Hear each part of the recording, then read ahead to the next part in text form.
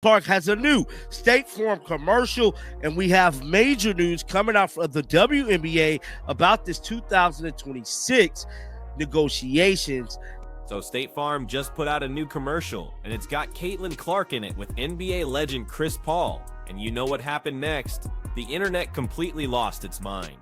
The ad itself is only about 30 seconds long, but the talk around it is lasting way longer. At the same time, we're getting some news about the WNBA's salary negotiations, and it really looks like the league has been playing games with the numbers.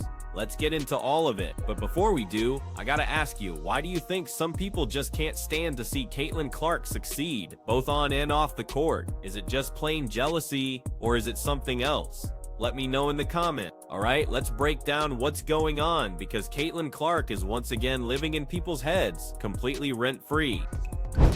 Home, auto, State Farm agents are here for your questions. Chris! So about a day ago, State Farm released their newest commercial with Chris Paul. Now CP3 has been making ads for them since 2008. That's nearly 17 years of Jake from State Farm and his fake twin brother Cliff. The guy is basically part of the brand, but here's the thing. This new commercial wasn't really about Chris Paul at all. It was all about his retirement. The whole setup is that everyone keeps asking him if he's retiring from basketball. He's 40, signed a one-year deal, and yeah, people want to know if this is it. So in the ad, Jake is trying to field all the questions, even from Chris Paul's own kid. And then who shows up? Caitlin Clark. She's looking right at him, basically grilling him about whether he's actually done. She asks him point blank, is it true? Are you retiring? The whole vibe is actually pretty funny. Clark has this playful energy, like she's just teasing an old friend. And the internet, it went absolutely wild. One person on X wrote in all caps, "Nobody understands how much I love Caitlin Clark, State Farm content." That's the energy we're seeing. Another person posted about the ad and said, "Nobody cares if Chris Paul retires."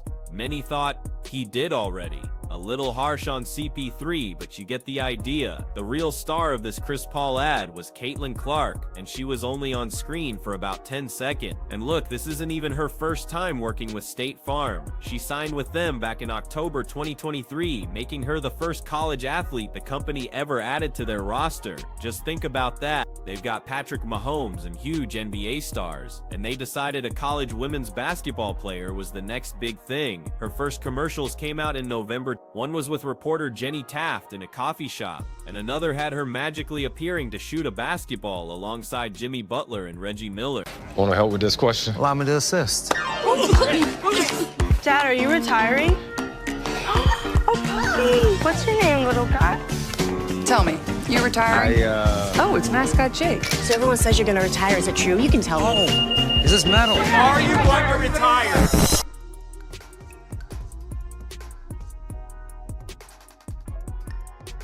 You probably remember that one commercial. It's the one where Jenny Taft is with Caitlin, and someone interrupts because their life is moving so fast with a new job, a new car, and a new apartment. Of course, the classic line hits right after. Like a good neighbor, State Farm is there. It just shows how they were weaving her into their main marketing campaigns right from the very start. I need a break. Time for a Big Ten game break. I'm Jenny. Then earlier this year, State Farm launched what might be their best Caitlin commercial yet, the Hole from the Logo campaign. The entire thing is built around her signature move, you know, draining threes from the logo at half court. In the commercial, Caitlin says that life would be a lot easier if she could just do everything from the logo. So what happens? Jake from State Farm literally paints the State Farm logo all over her house so she can open pickle jars and sort laundry just by standing on it. It's actually really clever marketing. State Farm is there for you and can help with your insurance needs.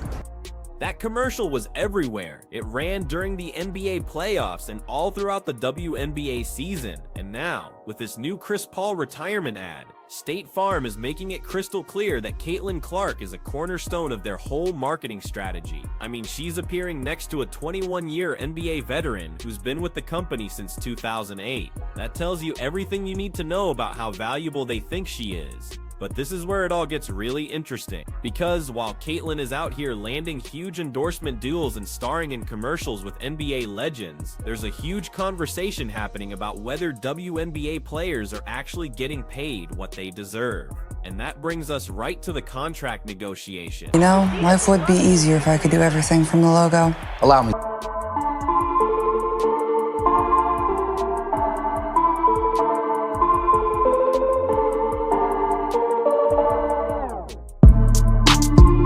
Okay, so if you're not following this story, here's the quick version. The WNBA's contract with the Players Union is about to expire. The deadline got pushed to November 30th, which is just 8 days from now. So earlier this week, news broke that the WNBA offered players a new deal with a max salary of over $1.1 million. The headlines went crazy, talking about how WNBA players could finally be millionaires and how it was a huge moment for the league. And I'll be honest, when I first saw that number, I thought the same thing as everyone else.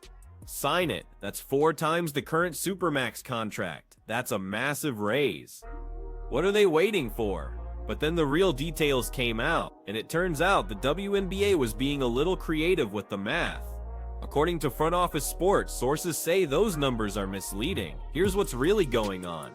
That $1.1 million figure isn't a base salary, it's what you could make if you combine the base salary with potential revenue sharing and a bunch of bonuses. Under the actual offer, the real base Supermax is closer to $800,000 or $850,000, which okay is still a huge jump from the current $249,000, but it's not $1.1 million. So how do you get there? Well, you'd need that base salary, then you'd have to win a championship, be the MVP, make the All-WNBA first team, and hit whatever revenue sharing targets they set. By the way, the current contract already has revenue sharing targets, and you know how many times they've been hit? 0, not once. The players see right through this. One player called the offer lipstick on a pig. What the players actually want is a system where their salaries are directly tied to a percentage of league revenue, just like in the NBA where players get about 50%. In the WNBA, players reportedly get only about 9%. All this is happening while the league is breaking records for viewership and attendance. And speaking of which, Caitlin Clark is making less than $86,000 in base salary next season. She's the single biggest driver of interest in the league's history, and that's what she's getting paid by the league. And other leagues are popping up, like Project B, which is reportedly offering 7-figure salaries. So if the WNBA can't get a deal done, everything stops. The expansion drafts, free agency, all of it. And here's the irony, Caitlin is making millions off the court with Nike and State Farm, but her league salary is pocket change in comparison. The haters love to point this out, but they're missing the point. Caitlin didn't create this system. If the league paid players what they were actually worth, she'd be making way more. So would Aja Wilson and Breanna Stewart. The problem is the league's pay structure, not her endorsements. Her own teammate even said there's a level of jealousy from other teams because of all the attention. They have a target on their backs every night, and you can see how some of the big names have treated her. But Caitlin has been nothing but respectful. She just plays basketball. The haters keep moving the goalposts, and every time she does something off the court, like this commercial, they can't handle it. The reality is, Caitlin Clark is doing exactly what she's supposed to do. She's growing the game. The WNBA needs a salary structure that reflects the value players like her bring. That's why these negotiations are so tense, and we'll see what happens. In the meantime, Caitlin's just gonna keep living her best life, making commercials and driving certain people crazy, rent-free, every single day. Has broken the internet. I kind of missed recording on it yesterday, so we're gonna do a little catch-up time here, man. So instead of the WNBA offered a $1.1 million max Supermax, is not what it seems, sources tell Front Office Sports. So from my understanding, I told them to immediately sign this. Now that's before I read this article. Now I read a little bit of it. I ain't gonna lie to you guys. We're gonna go over the majority of it right here in this video. But supposedly there is like clause in this CBA negotiation. Basically, they have to meet certain criteria to make this $1.1 million. If you haven't been following